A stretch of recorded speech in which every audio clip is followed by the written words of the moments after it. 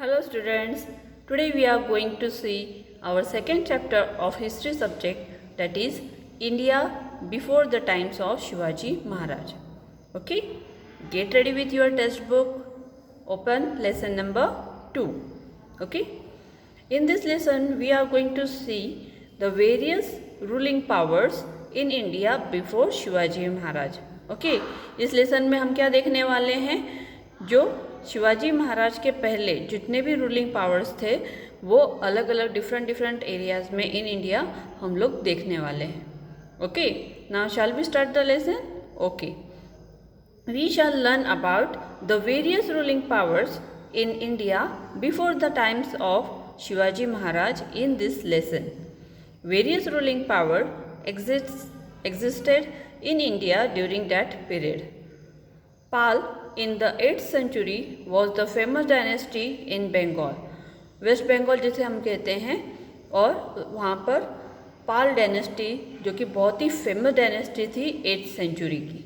Okay, in central India the Gujarat Pratihara power spread up to Andhra, Kalinga, Vidarbha, west Kathiawar, Kannauj and Gujarat. Okay, ये सब जो powers थे, प्रतिहार power, ये सब सेंट्रल इंडिया में बहुत ज़्यादा स्प्रेड ओवर थे.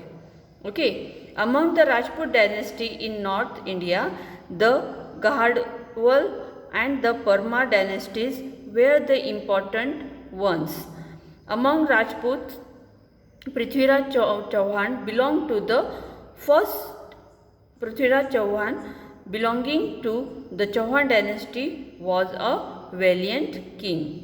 Okay, पृथ्वीराज चौहान जो कि चौहान डायनेस्टी के किंग थे.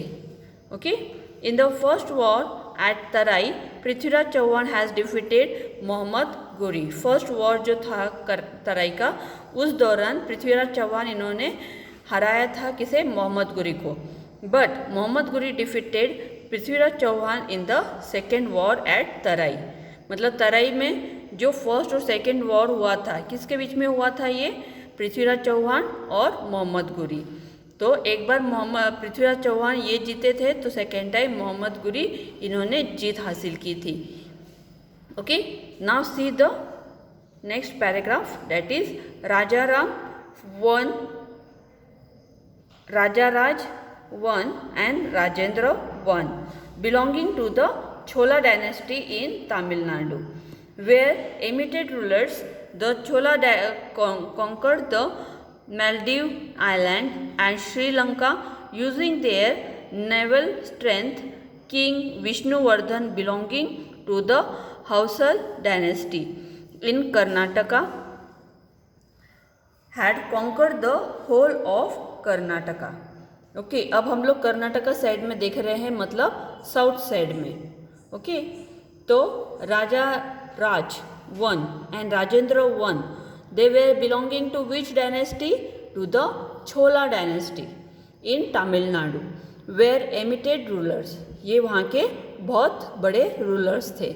The Chola conquered the Maldive island and Sri Lanka using their naval strength. Naval strength ज़्यादा होने की वजह से उन्होंने मालदीव आइलैंड और श्रीलंका पर विजय हासिल की हुई थी. Okay, king Vishnuvardhan belonging to the Hoysala dynasty in Karnataka had conquered the whole of the Karnataka. मतलब Vishnuvardhan, he was the Hoysala dynasty. Okay, he was belonging to the Hoysala dynasty, और इन्होंने पूरे कर्नाटक पर अपनी जीत हासिल की हुई थी. Now we will see during the reign of the Govind III. Okay, Govind III of the Rashtrakuta dynasty in Maharashtra, the Rashtrakuta power spread from Kanauj up to the Rameshwar. Later, Krishna III to conquer the region up to the Allahabad. Okay, so different parts में different जो dynasties थे, वो वहाँ पर किस तरह ruling कर रहे थे, ये आपने इसमें देखा. Okay, now the 3 important dynasties हम लोग देखेंगे यहाँ पर. 3 dynasties of the Shilaharas emerge in the western Maharashtra. 1 dynasty ruled over Thane and Raigad in North Konkan. The second in the South Konkan, while in the third dynasty ruled over some part of the present day of Kolhapur, Satara, Sangli and Belgaum district. Okay, three dynasty of Shilaharas. Okay, ये जो western Maharashtra में थे वो अलग अलग जगह पर थे, जैसे कि one dynasty they way ruling in the Thane and Raigarh, underline this, in the North Konkan. The second South Konkan, while in the third dynasty ruled over the part of the present day of the Kolhapur, Satara, Sangli and Belgaum district. Okay, understood students? Now we will see the next part, that is the last prosperous power before the period of the Shivaji Maharaj was that of the Yadavas. मतलब बहुत ही ज़्यादा prosperous हुआ जो power था शिवाजी महाराज के पहले वो था यादवास. द कैपिटल ऑफ विलियम फाई of the Yadava dynasty was the Devagiri near Aurangabad. He extend his rule beyond the river Krishna. मतलब ये सबसे बड़ी डायनेस्टी थी उस टाइम पर जो कि बहुत ही ज़्यादा प्रॉस्परस थी. ओके, ये कहाँ से ज़्यादा?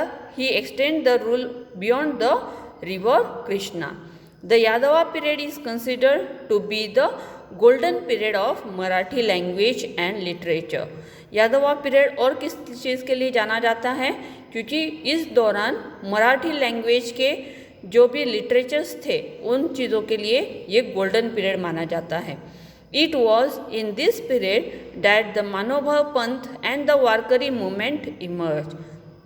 और इसके लिए इसके बारे में हम इम्पोर्टेंट चीज़ ये देखेंगे कि मानवभाव पंथ और वारकरी मूवमेंट जो इमर्ज हुए थे ये कभी हुए थे? यादवा पीरियड में. और Yadava period was the very last prosperous power before the period of Shivaji Maharaj. Okay, now we are going to see the invasions from the north waste.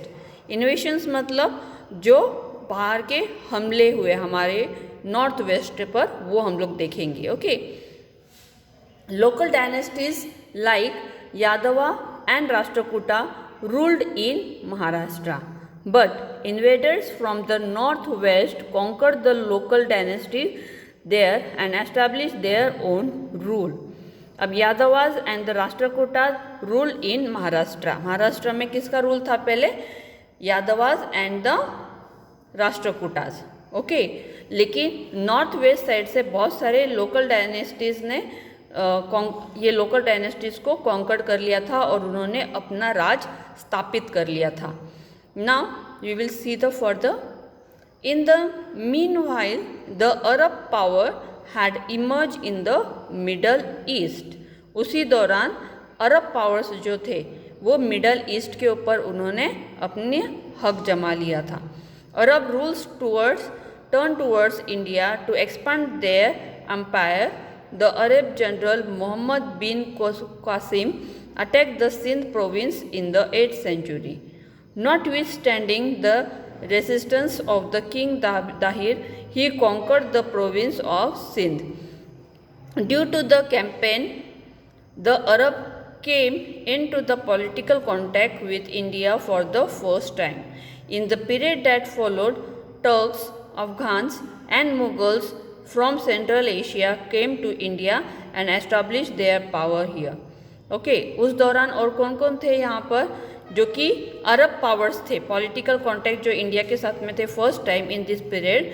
They followed the Turks, Afghans and Mughals from the Central Asia came to India and also they established their power here. Now in 11th century CE, the Turks began to invade India. 11th century के दौरान Turks इन्होंने India के ऊपर पूरी तरह अपना जीत हासिल कर दी, इन्वेंट कर लिया और they also expanded their territories. They reached the northwestern frontier of India. Sultanate Muhammad of Ghazni invaded India many times.